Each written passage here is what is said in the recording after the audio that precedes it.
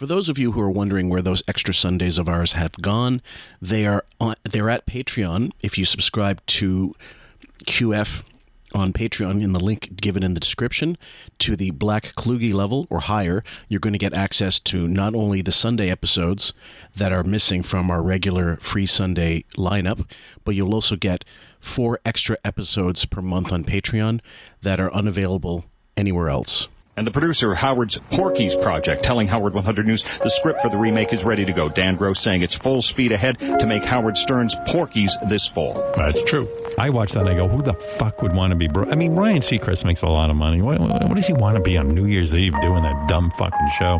But he loves that shit. He loves to work. Sure does. I don't. I'm looking to make the most amount of money I can with the least amount of hours. With maybe one job. Thank you. And, listen, thank God she's growing up nice. She's not getting any of that awkward stage like that Lispy kid. Yeah, she doesn't look awkward. You're right. I said to her, Millie, we can't tolerate you having some sort of awkward stage. You got to do a Brooke Shields and just be hot from the time you're a little girl to the time you're a woman. So I wake up in the morning, I see Ralph's bedroom is empty. Artie, I realize Artie locks his door at night. I don't know, you lucky. Do you have a thing?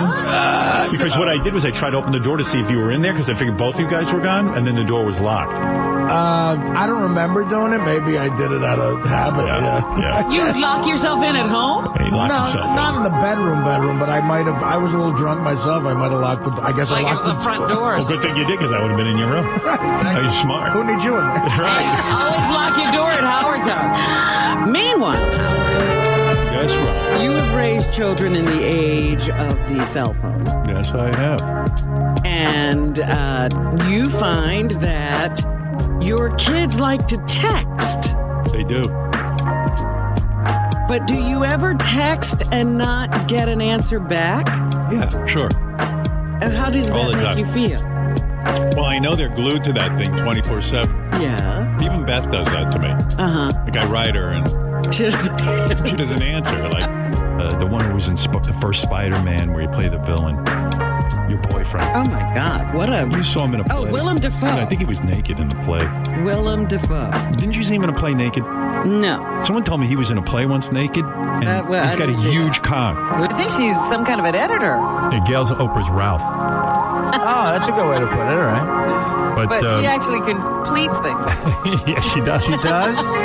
No, my theory is, and hey, it's only a theory. I ain't saying anybody's a lesbo. I don't know. But I feel those two are in love with each other, and that they do each other, and that they have sex with each other, blown out lesbian sex. So she really is his They Ralph. travel together. You agree, right? I totally agree. And I think if that is true, Oprah should come out of the closet. Welcome, everybody, to QF, a podcast about Howard Stern. I'm your host, Fillmore, a.k.a. Jim Fix. Still got the cough, but I'm here with someone who makes that cough go right away. Kayla, how are you, my dear? I'm good. I'm glad you're feeling a little bit better anyway. Well, it's something that's, I imagine there's a lot of people with not similar issues, but issues as a result of COVID that they're struggling to get rid of. Long COVID, I guess everybody's going to have their own different set of symptoms and odd taste bud changes. That's the one thing I noticed right away. I didn't lose my taste, but they changed. Certain things tasted wrong that shouldn't have. Oh, that's interesting. Yeah, so like it what? altered my taste buds, but I didn't lose. Like, I was making some basil stir fry beef with noodles, and the beef tasted like almost like it was bad, but it was fresh. Ooh. Wow. And I go what did it was just salt, pepper, basil, and a bit of coriander, and a bit of lemon, or lime rather, and nothing that should have made it taste like that. So I ate it. I wasn't worried, but my instinct was like, Jesus, did I regress that bad? Am I that shitty a cook now? So pardon me, guys, if you get a little cough here and there. We are going to go into the Ed Bradley funeral saga, and this one will take at least 2 parts because there's quite a bit of audio, but we'll try to let it go through as much as we can. And it takes place in November 27th of 2006. Do you remember hearing this the first time? I do. Yep. And what was your take at that time? Well, even then, and this, I heard it in replay because I didn't start listening until later. Yeah. Right. Until later. And so even listening into the replay, and this was still when I was a fan, I was like, God, what? He's kind of an asshole. Like it really was. He was making it all about him. Like it was a party. And I was like, oh, shit. Okay. So, yeah. This is almost something you would expect to hear more recently, like in the last couple of years, as opposed to 2006. But it just goes to show you exactly how long it's been since he's been so much of a narcissistic piece of shit, and much longer. I mean, let's be honest. But either way, guys, we're going to go right into it, and forgive us for some edits here because some of it is just completely extraneous bullshit, and we have to skip through. So that's just a little disclaimer. So here we go. Today, and a lot of people were sending me email about they read in the paper that I went to Ed Bradley's memorial service. I was going to ask you about that because I wasn't around. I didn't know if you did. I'll talk to you about that. I got a lot to talk to you about, actually. They caught such a serious look on your face in that picture in the paper. I mean, you really looked like... What was he supposed to be? I don't know, but I mean, you look like... Well, you got to have your funeral face. You know what? He got a funeral face If you don't... The human impersonator has to, be told what to look like at a funeral. Do you remember it? I think Beth had the smart girl glasses on. No, I don't remember the picture. Okay, let me see if I can find it. Hold on, and I'll make it into as part of the Photoshop. At any rate, they have this look on their face that really is about Jesus. How many steps? And hers is there anybody here I know? Do I look like appropriate enough at the funeral? As any designers I can glom from here? So it's so gross. It was pretty gross. So here, let's continue, guys. Put that funeral face on. They catch you at a moment when you're not taking it seriously. That picture had nothing to do with... I walk out of that memorial service. Right. They got 900 paparazzi. I'm trying to find my car before everyone piles out of there. Right. I can't find my car. So this guy's yelling, "Oh, come on, give us a picture, give us a picture, give us a picture." I'm already halfway down the block. Mm-hmm. I said to Beth, let's turn around and do... She was, we were trying to find the car. I said, let's turn around and do this because these guys are going to be pissed. Let's turn around and do this because we need to be photographed at this thing. Mm-hmm. Yeah. Yeah, that's a good catch. Let's turn around and do this. It's a thing. Like is your mind ever at going to a funeral or a memorial service, as they say, how you look? Like you want to look presentable, but once you've decided you're going out and you've decided once you left the house, that means you think you're ready. So you don't need to concern yourself with what you look like once you're out. No, absolutely not. Like you get dressed at home and yeah, like you said, you look presentable. And once you get out, it is not about me and my appearance at all. It's meant to be about the person whose memory you're supposedly going to commemorate.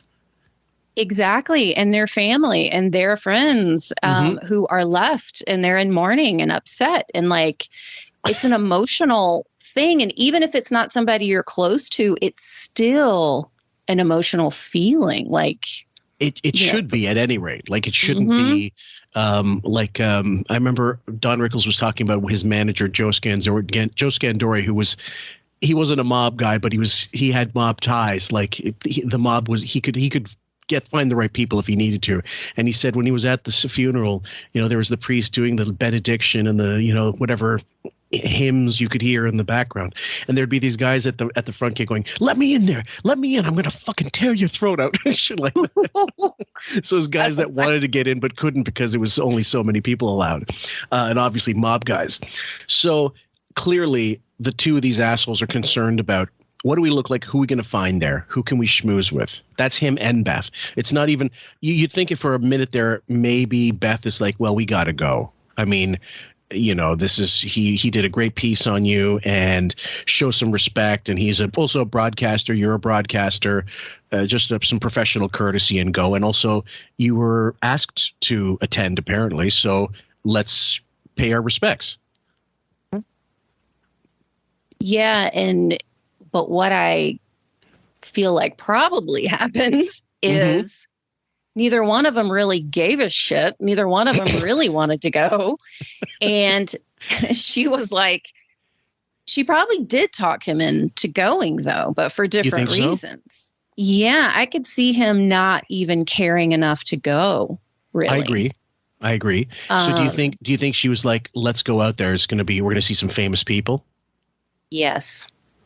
Yes, I do. So do you think it was more important to her than to him? Well, I'm imagining him just being stuffy and just not wanting to leave the house even Absolutely. then. But Absolutely. once she brings up the point, well, just think about all the people that are going to be there and think about who you'll see and, and blah, blah, blah. And you'll get on TV and pictures taken. Oh, yeah. And all that stuff. And then he probably was like, yeah, let's go. Let's go. That was it. That sealed the deal. Mm-hmm. Jesus, don't we all think about that when we're going to some funeral? You drive me. I turn around and I'm looking for the car. That wasn't my funeral face. Looking for the car, man. I can't find my fucking car face. That's a much sadder face than the funeral face for anybody. My parents could both be killed. I wouldn't have a sadder face. That is a little ironic now, isn't it? Ooh, that one stings a little. Yeah, and because guys, by the time this is released, of course, we've just found out in the last, I don't know, the weekend, I suppose, that Ben Stern has apparently passed away, but Wiggy doesn't make an announcement. He does an interview with Dan's Papers, that Hampton's fly-by-night penny saver painting bullshit publication, where his sketches seem to get full coverage, and his tracing. And then he mentions it so casually, like matter-of-factly, like he died a few weeks ago. Nobody would have known. I never heard before this weekend, before that thing came out. Now, there was some talk. There was a rumor about 3 weeks ago, and I don't remember who there was. And I don't remember exactly who posted it in you guys' Facebook group, but somebody did. And there was a little bit of a discussion on, did he pass away? Did he? Well, now looking back, yeah, I think he did. And that rumor was true. But that article was so strange, the way he worded it. And he was like, I recently lost my father. And so part of me wonders, did he do that in advance for it to be released afterwards? Because it was so unemotional and just bizarre. Yeah. Or if it was done current and he's saying recently, why pick that magazine to talk to? I have no idea, because number one, I'm surprised he mentioned it in the interview. First of all, it's because he would want to break that news on the show. But of course, if Ben dies in, we're going to say early July, okay, or mid July, and he can't go on the air until September, like after Labor Day or just before Labor Day. I can't remember exactly when it's going to be. And what's he going to do in those 3 weeks? Is it like it's going to come out? Someone, if he didn't say it, I'm sure someone was going to out it on some type of social media somewhere. These things always get out. Right. Yeah, I agree. It's a strange one. So, but in terms of him not being so blasé about it, and this is the running bet I had going with Bob. What's it going to be like when his parents go? Now it's only one, not both, but he's going to make it all about himself. But and in that interview, that's exactly what it was. I recently lost my father, so I'm going to commemorate him by sketching some sheds that are decaying, and what the fuck? He's so weird. Wouldn't you sketch like a Nathan's hot dog stand on wouldn't you sketch something that meant something to Ben? Right. Or like a recording studio with like a male silhouette there, like he's in there recording or something of that nature. A shed?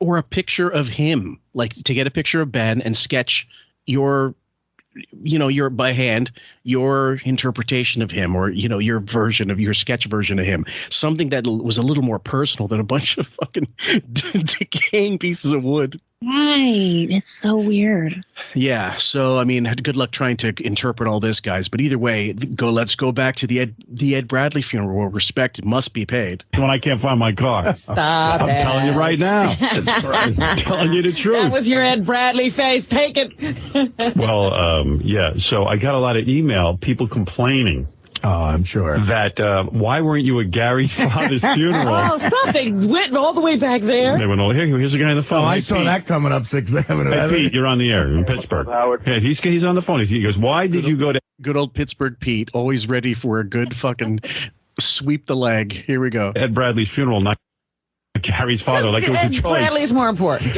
Why would who's Gary's father? This is some fucking ice cream truck guy. I don't know him. Hardly knew him. There wasn't anybody good there. It is a big deal to the fans. I don't give a shit what fucking fans think. Dude, I told you. First of all, Gary, I was never going to Gary's father's funeral. I was going to Gary's father's wake. And on my way there, my girlfriend broke her foot, and I was in the emergency room all day. Can I make a point? I was in the emergency room all day for a broken foot. Right. I don't believe that for a second. I kind of question if she even broke her foot at all. Well, I don't know. Like she wore a bootie at that polo match the next day, or like the following week. I can't remember. I mean, these facts get conflated after a while, and eventually it's like, well, the same day she went, to a rave, and she was at, the Reading Festival, stage diving. But in actual fact, I can't remember exactly the turnaround when the wake happened, and when he caught all that flack for that, deservedly so. And I'm trying to think of comparatively what happens, what people do in these situations. Like Gary, I think he ended up sending some kind of deli platter, with something what Jewish funerals are supposed to get, like some kind of, I don't know exactly what it is, kosher platter or something like that. You're supposed to do it with an Italian, like a Catholic wedding. I have no idea Catholic funeral service or wake. I have no idea if there's something similar. But maybe he did send something. I'll have to listen to that audio again. But he got shitloads of flack for not going to Gary's dad's wake. He did, and he did deserve it. And Look, you have been with Gary at that point for what, 35 years-ish? Somewhere around there, 30 maybe? That's 2005. Let's do the math. 15 going back, like 20 years, I would say. 20 years. Okay. Well, regardless, Gary's an integral part of the show. They're all close. He's one of the four. I'd say he's right after Fred. Yep. It's just something that you do because you care about Gary. You didn't have to know his father. If you care about him, which obviously he doesn't. Exactly. He doesn't. And what he just said right there about, I don't give a shit about him. He's just some ice cream truck driver. That was truth. Yes. And also, fuck the fans. Who was I going to see at Gary's father's wake? Nobody. Exactly. And he did not go because he did not want to go. End of story. End of story. So should we end it here? Yes. Bye. Bye, everyone. Guys, you're not going to get away with the 17-minute episodes. We certainly aren't. So we'll continue. You knew Ed Bradley for what, 3 days? You knew Gary's father for a long time. Hank the Dwarf, continuous. Yeah, I got a Hank the Dwarf thing. Hank was. I think so you didn't go to Hank's either? Hank was in Pittsfield, Massachusetts. I'll fly in for it. No, I was in the city, and I was invited by Ruth Streeter and the widow of Ed Bradley to come to this. Whatever her fucking name is, the widow. Like she doesn't have a name anymore. It's just the widow. Yeah. Memorial service. I thought it would be a very interesting thing to see. Thought it'd be interesting to talk about, and also I liked Ed Bradley very much. The third thing of those things was I like him very much. The first thing was I thought it would be interesting to see, and I thought it would be fascinating. So, again, I've never been to a memorial or a funeral I didn't want to be at. And I mean, I didn't want to pay my respects somewhere. Like, I'm not talking work situation. I'm talking about any time I had to go to a wake or a funeral, I cared about the person who passed away. Exactly. Or you cared about your friend or whoever. You may have not have known personally the person who passed away, but you're going because you're care. Supporting someone. Yeah. Exactly. So either scenario, yes. Look, nobody wants to go because they're horrible. They're hard and they're difficult to be in. But that's it. Right. But you go because you care about people, and that's how you show that you care. And there really is something to the human connection during those times. Yeah. You all come together, and there really is a feeling there of love and support, even though it is a sad time. Absolutely. I mean, it's very rare you get one of these Mediterranean funerals where people are just, falling all over the coffin or grabbing it and, crying and screaming. They're wailing. I've been to all kinds, actually. And the creepiest was the lady when I was a really young kid, the lady who babysat me and pretty much every kid in the neighborhood. She was widowed really early. Her husband died maybe 52, 53. He was really young when he passed. And she just wanted a busy house. So at some points there were like 20 kids in the house, including a couple infants, and she was babysitting them all, mostly because a lot of the kids had parents that couldn't afford a daycare or whatever, and she was wonderful with kids. She really was fantastic. And I went to her wake, and they had, of course, the body on display, and I couldn't look at it because I had seen her when she was still alive the last time, and I wanted to keep that memory of her in my mind before she passed. So for me, it's a little freaky, but I had to go. Like I didn't want to not go. Right. I've been, unfortunately, to many funerals, and it is something to walk up there and see the body of someone that you knew and you loved, and they don't look right, like something, something's just off or whatever. So I get that. That is a very difficult thing to do. Yeah, for sure. And this was and he'll tell you, it's just a memorial. There's no body on display. It's not like you're going past Ho Chi Minh's body that's been preserved, or, Kim Jong. I don't know if Kim Jong. I don't know if Kim Jong Il's body is being preserved. Pardon me. I know that Lenin, I believe, you can go into the Kremlin and see. There's like 2 hours a day where you can go and see the body. You can walk through, but you can't take pictures of it and all that stuff. I find it creepy as fuck. That kind of state preserving. Ooh, it's creepy. It's so creepy. Oh my God. Much. And I would have been at Gary's father's wake, or whatever the hell that is. And I wouldn't have been at if Beth broke her foot on the way to Ed Bradley's, I would have gone to the hospital with her. She kept herself upright for Ed Bradley. Right. She didn't break her foot for Ed Bradley. She made sure not to go to the polo match the day before Ed Bradley. You know what? When it's a ridiculous notion. She had to go to Gary's viewing. She broke. It's not like I wasn't going to Gary's father's viewing. I was on my way there. I'd rather break my foot. That's fine. But when it comes to Hank the Dwarf, that guy gave you years. Oh, shut the fuck up. When it comes to Hank the Dwarf. Yeah, I'm going to fly to Alaska to go to Hank the Dwarf. Then you didn't know him personally. Ed Bradley was in Manhattan, and I was in Manhattan, and I decided to go. I thought it'd be an interesting thing to because I miss Gary's father's. So he was in the neighborhood. That's another reason to go to someone's fucking memorial or somebody's funeral. Yeah, I'm just not getting it. Something's off with it. He was on his way, and she broke her foot. What? Like, where was she though? Well, she wasn't with him. Well, I mean, I think she was, but she stumbled or something, and supposedly, that was the whole thing. But here's my question to you. Let's put yourself, and again, I guess we can't apply our own lives to this, but we're going to try anyway. You and your husband are on your way to a service, something similar. And he breaks his leg, some freak fall, or he triggers a garden hose and you don't know it's there. Boom, it happens. So it's just a broken leg, or it's just a broken foot. Obviously you want to make sure he's taken to the hospital and he's getting medical treatment and all that, or a clinic or whatever. Mm-hmm. But wouldn't your husband be the first one to say, one of us has to be there? So you go on ahead. I'll just tell them this happened, and they'll see me later with a fucking broken, like a cast, and they'll know I wasn't full of shit. Right. Yeah, because I think especially if it's somebody that's like an important figure in whatever way, which if you're going, I mean, I'm going to assume that they are in some fashion.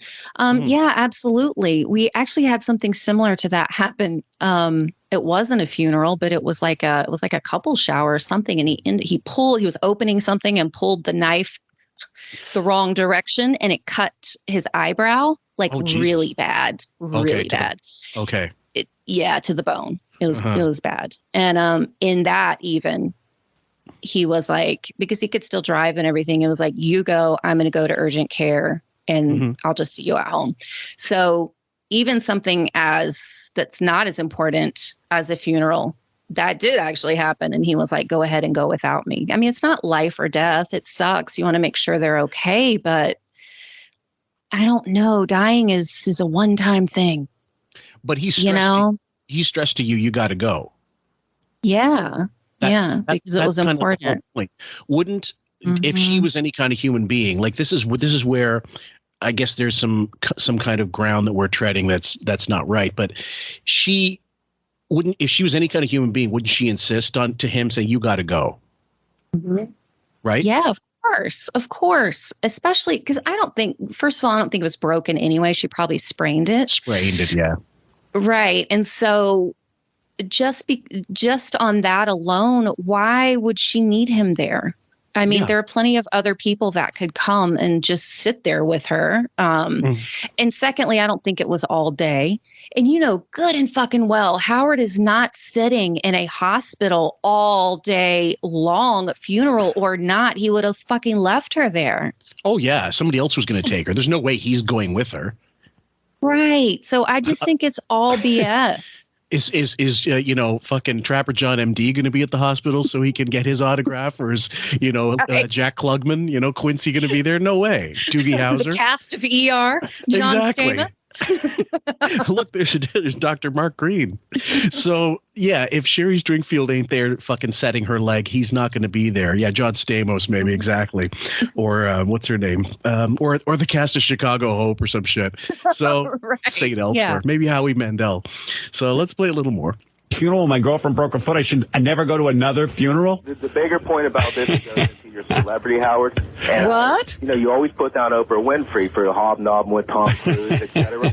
Look at you now. You got. Well, that's right. I'm a big celebrity. I like to be with other celebrities. Oprah Winfrey, Negro tough woman shit from the South. And you should turn off your radio because I'm going to talk about Ed Bradley's funeral. Martha Stewart, Barbara Walters, the people you're dealing with now are the people Oprah was dealing with. Okay. This is the guy who called last week. It pissed me off. This is the Pittsburgh kid who's going to be a big movie on radio star. Well, he's right. I'm a big movie. The guy who wants to be on the radio? He's a radio guy. Yeah, I want to get tight with Ed Bradley's crowd. Now, I loved Pittsburgh Pete's calls because he always mixed it up. He gave him the needle when they needed to get it. Totally. He did. And he's, I get the what's his name? Hank. That was kind of a whatever. But then he goes on to talk about Gary's dad. And then now the way he's talking about Ed Bradley, it's like, yeah, he's like really sticking it to him and giving him some very good points. And it's interesting. Back in the day, they actually allowed it, Well, the other thing is, totally. Now that would be a verboten. But the other thing is, like with Hank the Angry Dwarf, I think that one's you wouldn't expect him to go to any Wack Packer's funeral. However, you would expect if he got so much out of them, so much coverage, so much, like air, bits over the years, that the very least he would donate something or pay for not necessarily pay for the funeral, but make it a little easier for the family. Something to show, like here's $5,000 or something like that. Something. Right. It doesn't have to be a big thing, but they would totally appreciate it. And other people would be arguing, well, no, didn't they pay the Wack Pack when they would come in? Yeah, the sponsors, with sponsors' money. He never dropped a dime on a fucking Wack Packer. There's no way. Right. Yeah. So, and with Hank, God, the amount of video there is on Hank, unbelievable. Yeah. There's a lot. Yeah. Yeah. And you would, and knowing him, if he did do something for Hank, I guarantee he would be crowing. He would be talking about it night and day. He sure would. He would be talking about it. And no, that's a good point though, because it made me think of Eric. I imagine he did nothing for them either. And Zero. Eric I know Hank was before my time, but I know how big of a character he was. Totally. Would you say Eric was on the same level, or was he? I'd say more because there was so much more Eric on the cutting room floor. I mean, the fact is, if you look at some guys have already done it on YouTube and gone ahead and put together compilations of Eric the Midget stuff, which I there's a certain amount of Eric the Midget stuff that I like, and other stuff I find is just, it seemed a little made up, like phony shit for the air, and especially when Johnny Fratto became part of it.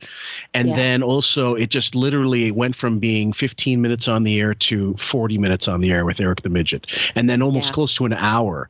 And there was getting a point where, like, why don't you just call it the fucking Eric the Midget Show and give him your salary, and you go on Stickum or whatever the fuck it was. So he crutched on Eric so much that when he did pass away, I remember thinking, you know, now John the Stutterer is smarter than all these people, because he would refuse to go on after he realized, well, they're not paying me. Like I'm not getting shit from this. And, you know, but they are going to pay Ralph for doing his show. No, fuck this. This is all crap. And so, Eric the Midget, you figure he at least deserved a gravestone from the show. Something. Yeah. Anything. You know. So, it's only because he was around for a lot longer and lasted so much longer. Hank was a good stretch, but he died pretty. Well, he wasn't. There's just more Eric out there in the archives than there is Hank. But Hank was absolutely a home run almost every time. So let's keep going. No, I mean, I speak for the people, Howard. You know, you don't speak for anybody. Yes, I No, you don't, Pete. You don't speak for anybody. It doesn't matter. Speak for yourself, Pete. You're rich. I'm not. I understand. Oh, now it's about Rich. He does. He gets mad, this kid. It's like you think we're not. It's nothing against you. Well, anyway, all right, Pete. Well, I'm sorry. I'm a sellout. What can you do? I will say that Ed Bradley's memorial service was probably much more interesting than Gary's wake. Yeah. And I would like to say that Artie Lang abused Dana so much he's starting to look like him. What? Look like who? Artie. Artie's starting to look like who? No, Dana's starting to look like Artie. Get out of here. I was on the internet. I looked at it like... Oh, please. You should be lucky enough to fuck Dana. Asshole. All right, anyway, he can really get under your skin. Yeah, he can. So, it's a nudge.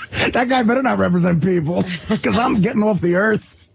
So anyway, this is so shallow. And I know everyone's going to come down on me and all this shit, but, you know, hey, fuck you. I don't care anymore. That's the truest thing he's probably said in the last 25 years. Mm-hmm. It is. It is. And I don't know what or why this is the moment where he is allowing himself to be completely unfiltered and truthful. I'm curious about that myself. What do you think it is? What do you think? Do you think it's literally just one of those days where he said, fuck it? I think so. I think he's just so full of himself at this time. Just really full of himself, and is like, I don't give a shit. I'm going to say whatever I want. And also in his truth, he's able to degrade others. Oh, yeah. And so that probably gives him a little bit of a thrill as well to be so interesting. truthful. Interesting. And as a result, this is actually good. It really, in essence, he's shitting on Ed Bradley in death, because his funeral, like, it pissed him off. Like, this memorial service, you're going to find out, guys, basically he doesn't get the seats, he doesn't get front row, and Oprah does, and that pisses him off. And that's, you know, this is one of those things where if you were a fan, like we were, super fans, there are certain things where you just can't actually give him a pass on, and this is one of those things. Not that I had any great love for Ed Bradley or 60 Minutes. I enjoyed I like Mike Wallace. I was a Mike Wallace fan. And Ed Bradley was fine, but, you know, that show was hit and miss. It depended on the subject. And that Howard piece was one of the worst things I'd ever seen. We covered it. I mean, it was edited to shit, and it was just a huge puff piece and, you know, just nonsense, especially when him and Beth are on the camera. Yeah, it was. And, you know, he's sitting here shitting on this guy like Ed did it. Ed put it all together. Yeah. You know, he orchestrated it. And so, Howard's like, fuck this guy. Well, you weren't going for him in the first place. So it really wouldn't have mattered who had passed away. We'd still have the same scenario here. So here we go. Ben's dead now. We have a couple weeks before he gets back on the air, at least, maybe 3 weeks, give or take. When he starts talking about his father, which he'll have to, how bad do you think the abuse gets? I think it gets bad. Do you think he even makes a pretense at making it like a memorial and then just can't help himself and then starts shitting on him? Or do you think he just goes straight into fuck him? No, I think because he is still a little bit wanting to look like the doting son or whatever. There might be a little bit of that in the beginning because he's the victim and look at me, how I take care of my parents and I, blah, blah, blah. So it might start in that direction, but I think it will swiftly shift in another direction. Okay. Starting at the funeral, the memorial, how shitty it was and whatever, how much money he spent on it, etc. All right, so we're gonna have to have some kind of pool, like some over under. How many minutes before he turns the knife? Oh, that's a good one. I'm gonna go. And we'll do it. We'll do it in increments of like the first 5 minutes, second 5 minutes, 15 minutes in, 10, like more than 5, less than 10, that kind of thing. Yeah, that's perfect. We should do that.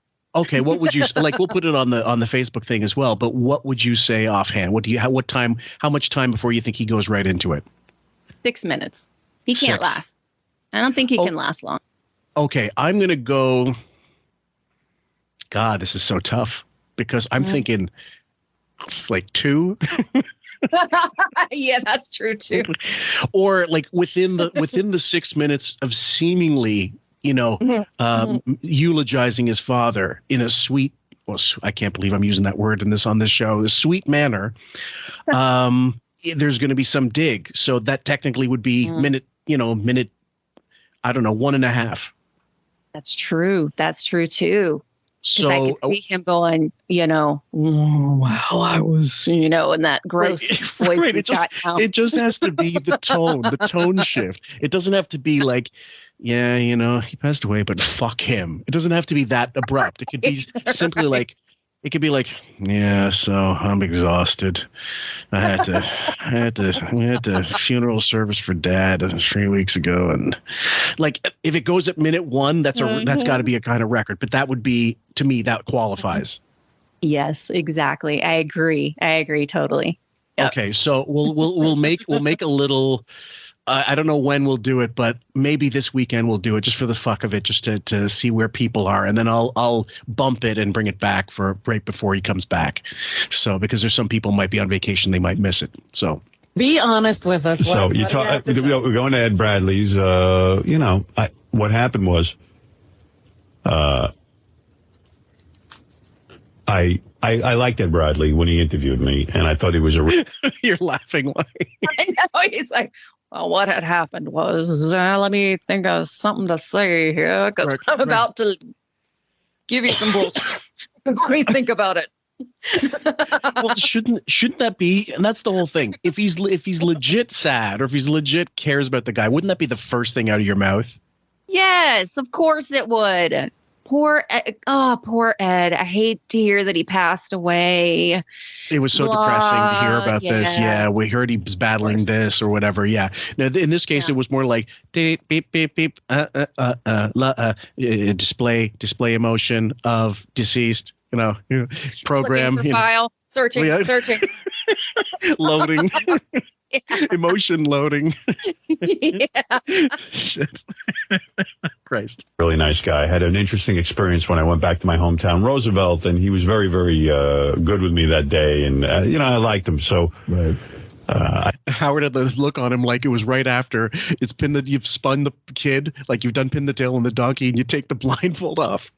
I don't really recognize it. I must have the worst fucking acting on the planet. Oh my God. Awful.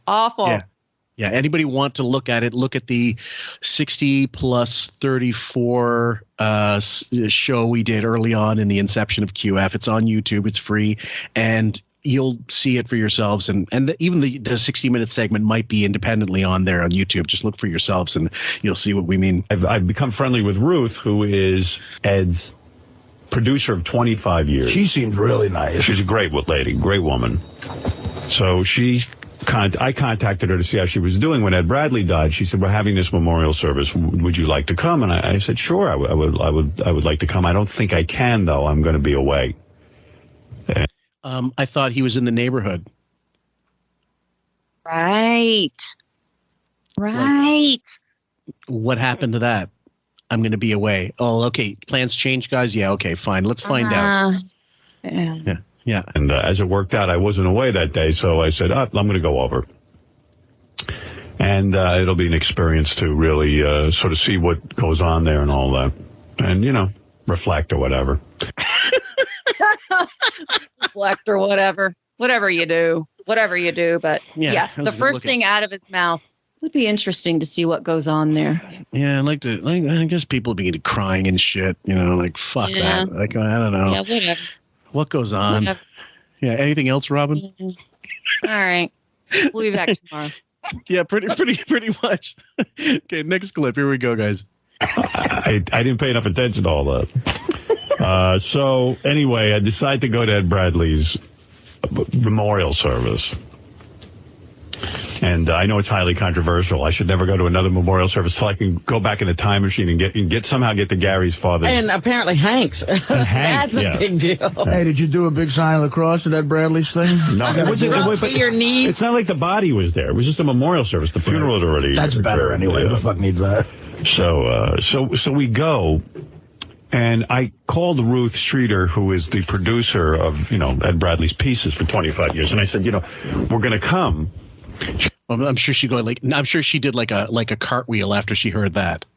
Oh God, yeah, right off the side of a building. Could you imagine? Here's the other thing. So he called her. That he wasn't invited. Mm-hmm. Because what I was going to say, and yes, to that point, I bet you anything he heard who was going to be there. He heard Oprah was going to be there. Mm-hmm. He heard, whoever, Joan Rivers, I don't know, was going to be there. Cosby at the time, yeah. Yeah, okay. And then his brain started going, well, if they are going to be there, I want to be there.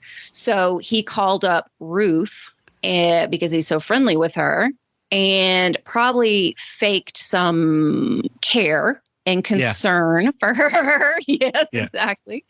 And you think he did the Amber Heard squint and like of course he did. And he just exactly. Sorry guys, this ain't a visual, but I'm doing my best Amber Heard squeeze cheese fucking look on the toilet and yeah, you're right. I'm sorry to cut you off, but I guarantee it was one of those let's see if I can get in. It absolutely was. So I don't know if because of that call, she was like, you should come, Howard, or if he offered, because that's what polite people do and whatever, or if he was like, I would love to come. Who knows? But I guarantee his plans changed, quote, because he decided to go to this instead of whatever the other thing was. There's when Dean Martin, as everybody knows, Dean Martin and Jerry Lewis were comedy partners for 10 years, and then they split up and they had nothing to do with each other for decades. And then there's an infamous meeting on the telethon that Frank Sinatra brings Dean on, and they have this big embrace or whatever. And then like a decade later, Dean's son dies he was a pilot and his plane flew into a mountain and he was killed. And Jerry went to the service, but he went in at the back. He didn't announce that he was coming. He just went to just pay his respects. And Dean didn't see it, but his manager did. So he mentioned to him and he said, I saw Jerry at the funeral. And then Dean goes like, get him on the phone. And he wanted to talk to him and they went in and he went into his office and they talked for about an hour. And then the manager asked, what Jerry had to say and, like what happened. And he just said, we just talked, and that's what you show. Like, you don't wave any flags. Howard would be that guy with a fucking circus tent on top of his limo saying, I'm here, let the party begin. And wanting the most ostentatious kind of, where do I, like, oh God, put me up in the front row. Give me those Knicks tickets at this fucking soiree. Exactly. That's exactly what it was. And, think about too, like we know that Jerry Lewis is kind of like, he's a little crazy, an asshole. Right? Yeah. Exactly. But even he has enough humanity within him to go and pay his respects quietly. And with dignify to dignify someone and who's lost someone, that must, knowing what it must mean to them, even though Jerry was indeed a pretty much of a shit to his own kids and his wives.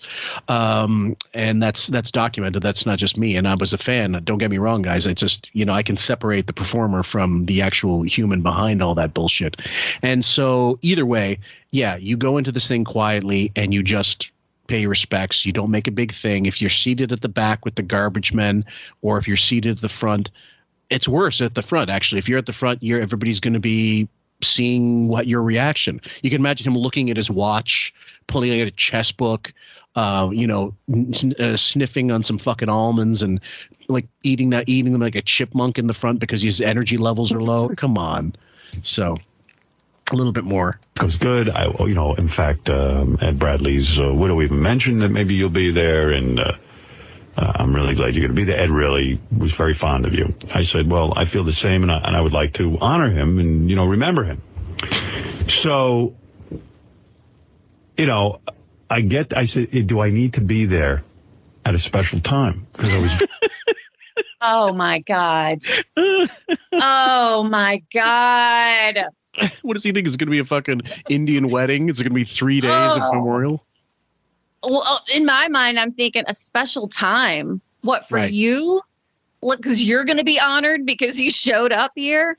Yeah. And then second part, the same fucking time as everybody else, Howard. Like, it starts at a time. Right. Yeah. Oh, you mean I got to mingle with other people there? Right. God. Like, can we have, is there the VIP memorial? And then, now granted, people like John Candy, who I loved, had a service in LA and he had a service in Toronto, but he was interred, I believe, in California. But either way, he had 2 services because there were people from either side of the country that wanted to memorialize him. And he was such a big part. I'm surprised there wasn't something in Chicago as well. And, that makes perfect sense. But for someone to have a memorial service, but there's this is the VIP meet and greet version, and this like there's the velvet rope section up front, Do you want a signed program? Do you want a piece of his ashes? Here's some champagne. Yeah, totally. Driving in from the Hamptons, and I said, "Does he need a ticket?" In other words, how do you get in? So I was in the neighborhood. I was driving in from the Hamptons. Excuse me? What? That was his original thing, and Artie's going to call him on it. Hold on. Oh, good. I know there's going to be people. She goes, listen, there's a VIP section. You get there, you'll go in. It's all set up. Don't it's everything's fine. So I was kind of ticket. Well, it was vague. Like I wasn't really sure. There's a back entrance. You go in there, and that's where you enter. There should be tickets. Apparently, it was a Bill Cosby stand-up gig. Really? Yeah, he talked like an hour. No, he didn't. And I'll tell you something. Bill Cosby. I'll get into the memorial. So the memorial service was too long. They all are. There were some beautiful speeches and things. If the thing had been cut by 40 minutes, it would have been the most perfect remembrance. By the time it was over, you wouldn't care. You hated it, Bradley. You're starving. It's already 1:30. It's hard to believe people don't get that, too. And Bradley's a complete inconvenience now. But Bill Cosby was really good and didn't drone on, because I said to Beth, get ready for a droning session. It sounded like he did on the radio. No, he didn't. He was good. He was good. Did they air this live, or were these just clips? I heard clips on the radio. Okay. I had a feeling it might have been on New York One or something. I don't know. So here we go with a major projection here, guys. And I don't know why someone would make this observation if they didn't have race on their mind constantly, but here we go.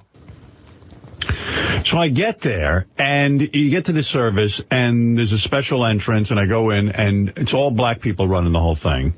Because it's a black church, really. And no, it's not. Riverside Church is not a black church. Boy, there's a black reverend. A black minister who runs it now, but it's a very liberal. Oh, yeah? It's a very well-known church. And white people? And a lot of white people.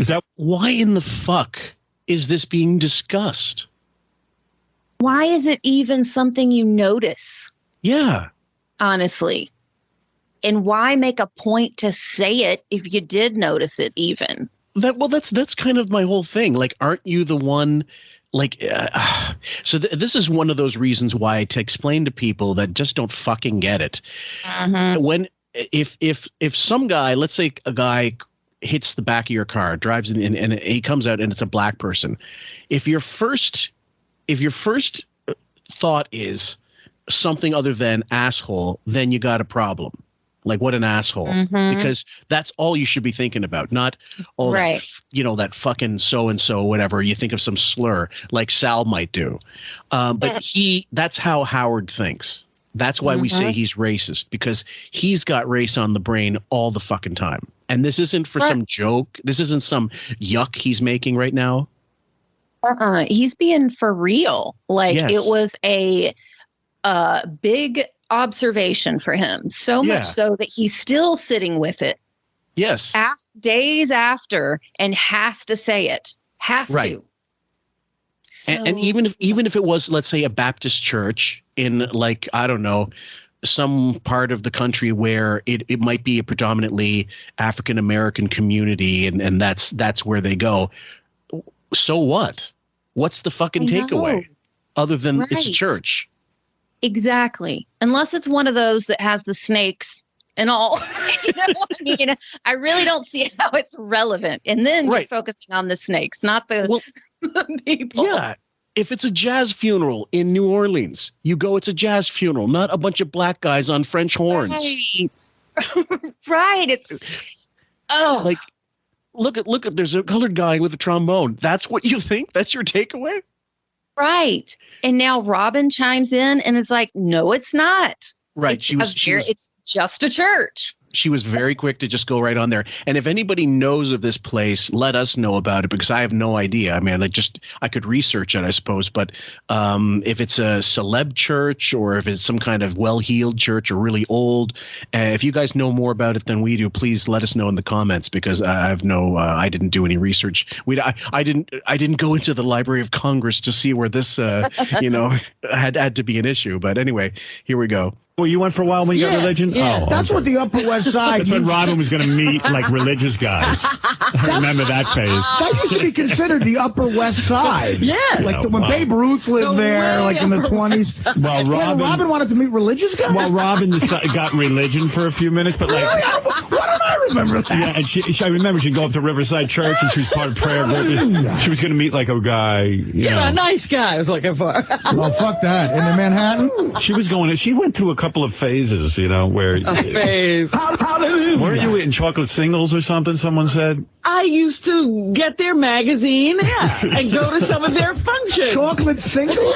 Yeah. It's no worse than J-Date. Right. You're right. I agree. But chocolate singles is a funnier title.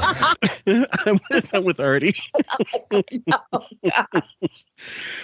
I thought that he was kidding, and then Robin goes, no. Their magazine. And to explain a little further, guys, the only mention Robin makes of religion, we talked about a little bit when Sam and I did part 1 of the Robin Quivers a Cunt, part 1. And she mentions in her book about having gone to church once and then come to some realization, like maybe church, maybe God's the answer, and then coming to the realization, no, I don't want to be, I'm the boss, not any Jesus or God. Fuck that. I can't be beholden to some higher power because I'm the higher power. That's essentially how it came off. And there's no mention of any of this. So this is news. This is, when you're hearing this, it's not something that's common knowledge, that's for sure. But it seems like it must be true because they're laughing about it. Here's the next part, guys. So anyway, good luck being an orphan. Yes, Keith, you're on the air in Toronto, Canada. Yes, Keith.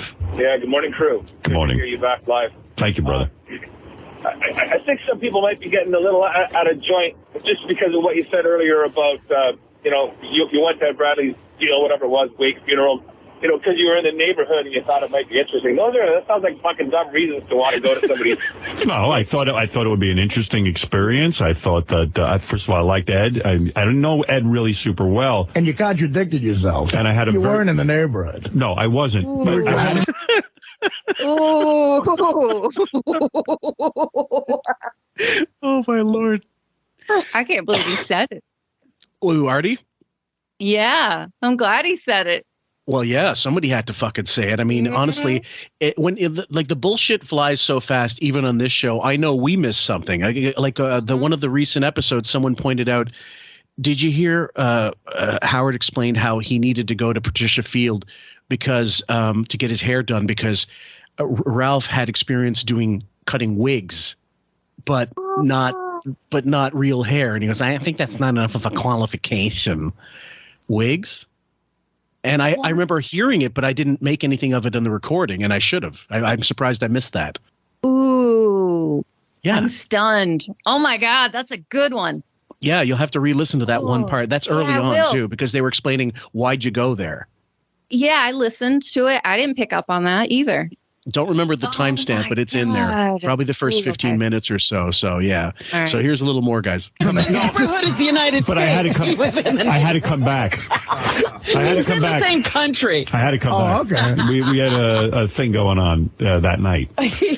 So anyway. If Gary's father's wake was in the trunk of your limo, you wouldn't know what. Right.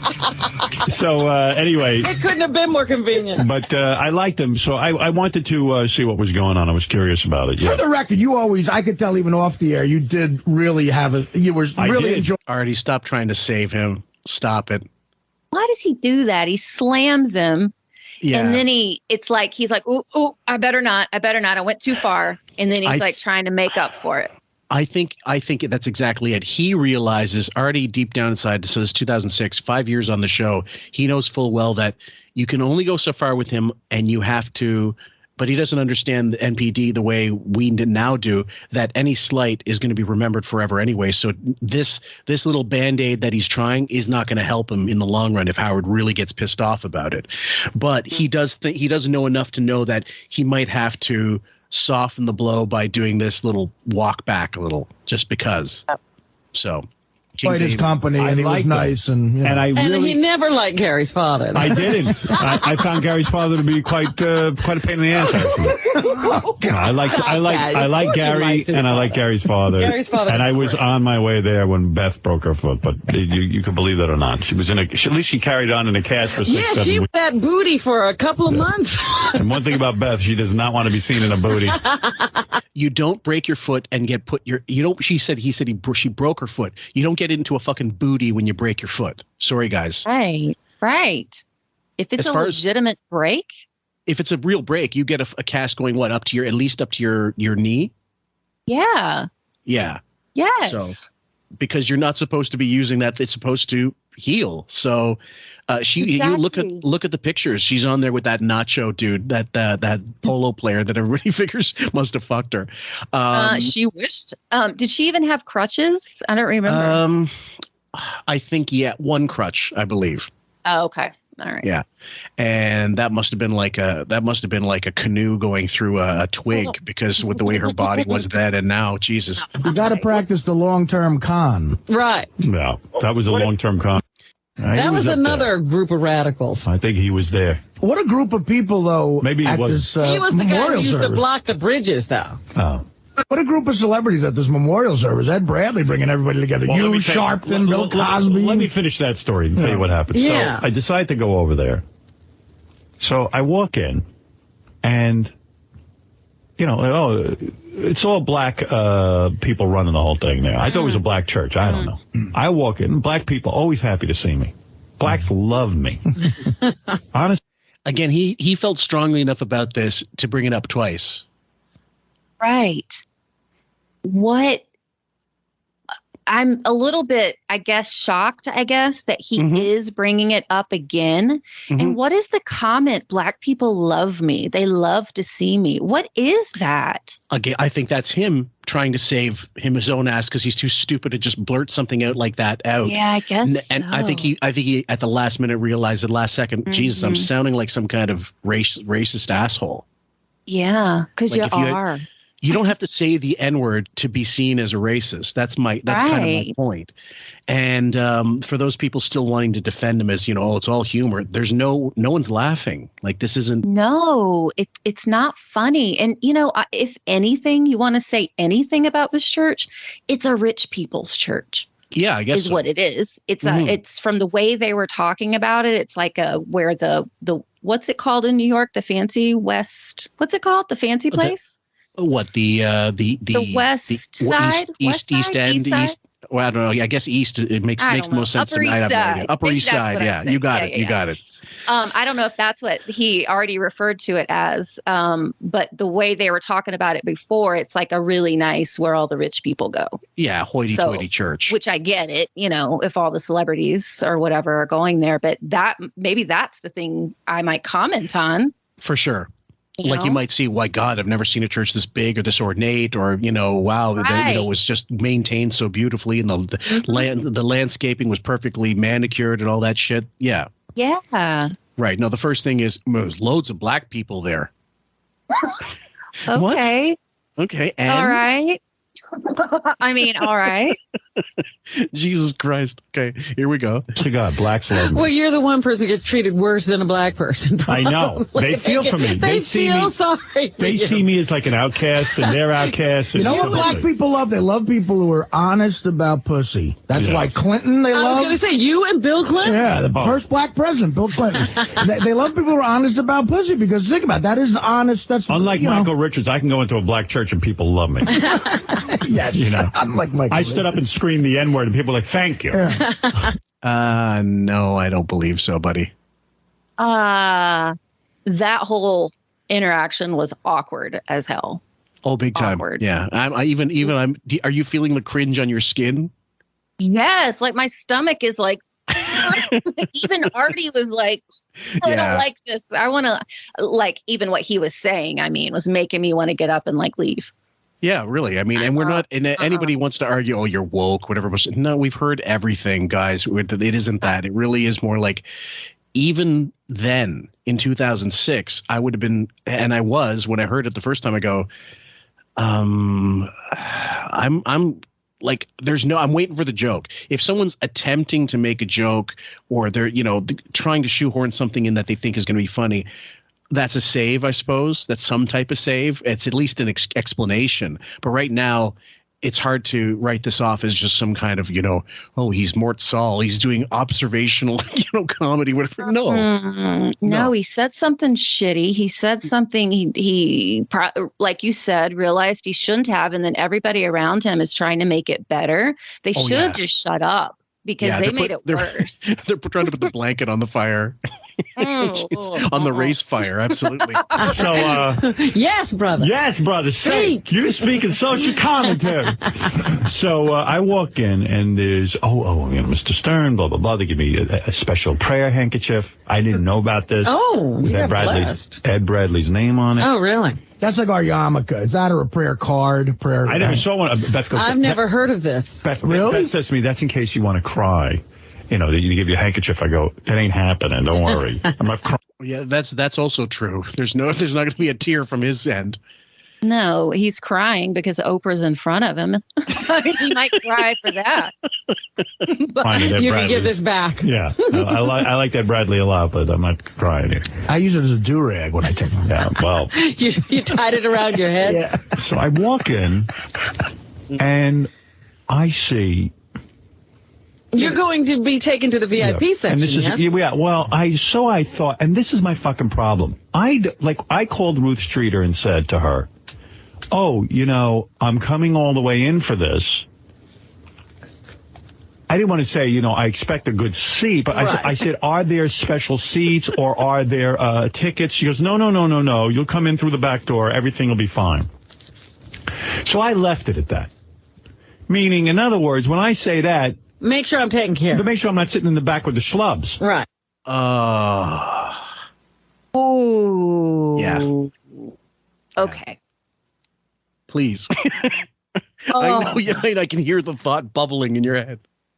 First of all, why are you bothering this woman with your bullshit? Yeah. It's her husband, right? Or her partner? No, well, Ruth is the producer, like Ed Bradley's producer. So she's the one coordinating the whole thing. Okay, but they were close. This was her boss, kind of, or they worked together and they had a long relationship. So she just lost somebody very important in her life. And you were fucking bothering this woman with your goddamn nonsense. Oh, yeah. Second, I'm driving in for this. Yeah, I'm coming all the way in for this. Right. So he was not in the neighborhood like he tried to say originally. Right, of course. Is there a ticket so I can sit up front? Yeah. Oh.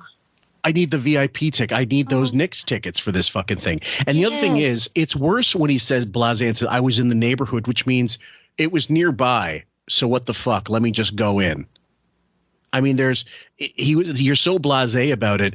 It clearly means you don't give a fuck about the person that's being memorialized.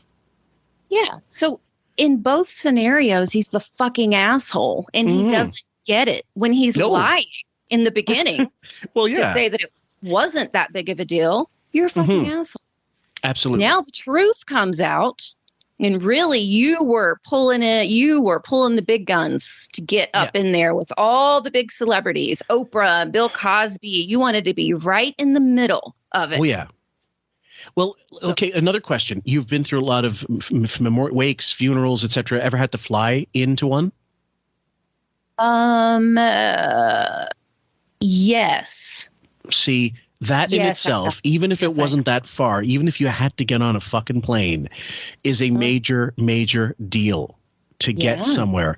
And you don't think about, when you're doing it, you don't think, oh God, I got to get fucking plane and I got to, my suit's going to get wrinkled and I got to, when you're thinking you're put out, that's when you should just say, I'm not going. I don't deserve to be going. I shouldn't be going. I'm an asshole. But that doesn't exist in his mind. No, because a normal person in that scenario, all they're thinking about is, I just got to get there. Absolutely. Did you ever read the Chris Farley book, the Chris Farley Show? No, I didn't. There's a section of it where, because it was held in Chicago and where Chris was, I think he was from Illinois, but I don't remember the town he grew up in, but either way, John Goodman was battling crowd. He had like 2 suitcases, one on either hand. He was running to get there in time. And the one guy's saying, like, that motherfucker, come hell or high water, he was going to make it to that funeral because he loved Chris so much. And I go, like, that's what you expect from people going to these things. I'm not trying to sound like I don't hate to keep trying to defend myself, guys, but I know what these things are about, and you all should know it too. And I'm not pretending I would give a fuck about Ed Bradley's death. There's loads of people. Anne Hess just passed away. And my wife's like, oh, it's sad. You read about her life. It was sad. It really was horrendous. It was. But I'm not going to lie and say it affected me either way, because I great actress. It's sad for her family and stuff, or whoever's left in that fucking Michigan, that dysfunctional family of hers, which is a horrific story. But it didn't mean anything to me. Sorry. Right. I agree. Personally. And so I feel like that's honestly how Howard felt about Ed. It didn't affect him. He didn't really care about Ed. No, fuck no. It just all turns back around about opportunity. Opportunity to kiss ass and feel important. I got a special handkerchief. Yeah, so did everybody else that came there. Absolutely. Like they handed it out to everyone. Right. And do you really think to yourself when you're at a funeral, man, I'm only 3rd row? Or if you're at a wedding? No, if anything, if I am not immediate family, I purposely try to go further back to give the front few rows to their immediate family and friends. Absolutely. If I'm not. Fuck yeah. I stand most of the time. Actually, I like in the back, just kind of make myself as part of the scenery as possible, actually. I don't want to be, it's not about me. That's the whole point. Exactly. Exactly. Anyway, here we go with King Babies. More King Baby bullshit, guys. I don't want to be with the riffraff. Yeah, and you know what? You're a very important prayer. Well, you know what? Okay. This is going to sound horrible. I'm a dignitary. And don't send me emails about this because I know I'm fucked up. Gary's father's thing did not have a VIP section. Yeah. So anyway, I walk in this church. It's like being thrown. The church is massive. And mind you, I got dressed up. I wore a jacket. I saw you in the paper. I was going to wear a sweater. Beth says to me, that's not respectful. Wear a shirt, blah, blah, blah, blah, blah. And she gets all decked out because we heard Bill Clinton was going to speak. It's an event. See? He's still throwing his fucking beard under the bus for being a social climbing asshole. She got all decked out because she heard Bill Clinton was going to be there. So she made sure there was a zipper right up her asshole, just in case she had got alone with the ex-prez. I'm Bill. I'm Beth. Let's fuck. I mean, I'm sure. Him or Beth that said that. Well, that's exactly it. Yeah. We heard, Wynton Marsalis was going to play. Bill Cosby was going to speak. So you had heard a bit about the rundown. Oh, yes. On the QT, I'd heard about the rundown. Mm-hmm. So I said, this should be really interesting. So I show up, and there's a midpoint at the church where you get stopped by like a security type. Right, like an usher. It's an old black guy, an usher. And I see everyone walking through. Who's walking through? Diane Sawyer, Walter Cronkite. They're all. This is the other thing. If I'm Ruth Streeter, I would actually go out in the press and say I'd like to shout a special fuck you to Howard Stern, who decided to give a rundown of the service as if he gave a flying fuck, and single him out for a special little middle finger in the press. I would totally do that. Yeah, in this situation. Absolutely. Yeah. And the guys, if you want to know any more, I mean, I've got clips of him asking Brad Garrett about Peter Boyle's funeral and was it fun? What was it like? Was it start? And Katie Seagal, when John Ritter passed away, how did she feel at that funeral and what the fuck? And we should probably do a funeral series because he's done so much of this asshole. Yeah, that's not like a 4 weddings and a funeral segment and do the weddings versus the funerals. He is treating this like it is a New Year's Eve party. Yes, absolutely. It's so gross. Or a P. Diddy white party. He is. I mean, he was going to wear a sweater to the fucking funeral. Okay, like what, a Cosby sweater? Come on.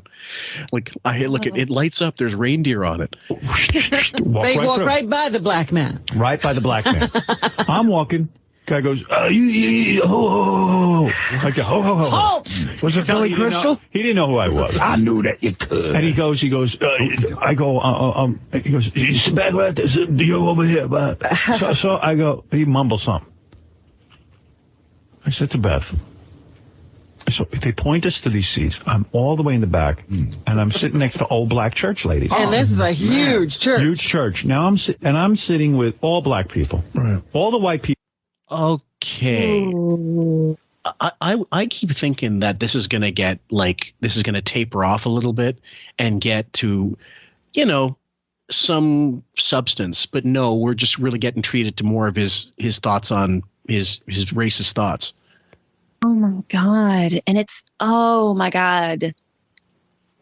Like, I'm just blown away right now and really don't have any words, which is terrible for a podcast. But no, but I mean, when we accept silence, guys, I mean, it does happen sometimes. I've done it.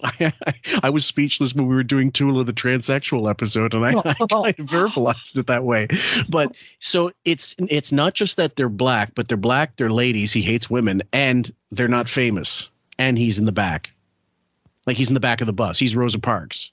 Oh my God! I just don't remember. Didn't you can't remember see Kayla's face.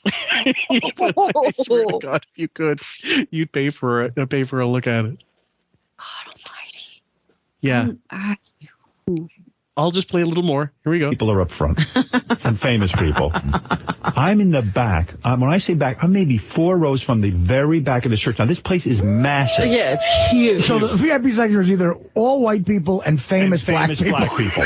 And the blacks who are in the family. Right, and the Bradley family. I'm surrounded by regular black people. Now, when I say regular black people, I'm talking about church-going ladies. Right. Because these 2 church-going ladies, you sit right here. Uh-huh. And I move it. Now I'm in the center. A guy sitting in front of me, swear to God, had to be homeless. Right. He's got big dreadlocks, and he's wearing a ski jacket. No one gives a shit about that. He's not even fucking wearing like a Where's suit. he skiing? And Beth says to me, you think that's a homeless guy? I go, shh. I said, we're surrounded by blacks. Don't say nothing. Don't say anything, because you could be insulting this guy. I'm going to have to fight him. He might start spitting again. He could also be a musician. Because he could be an artist. He could be an artist. I doubt it. Well, now I'm sitting there, and I said to Beth, you know what? I'm not going to be shallow here. I said, and I don't. This is. I'll save it for the air.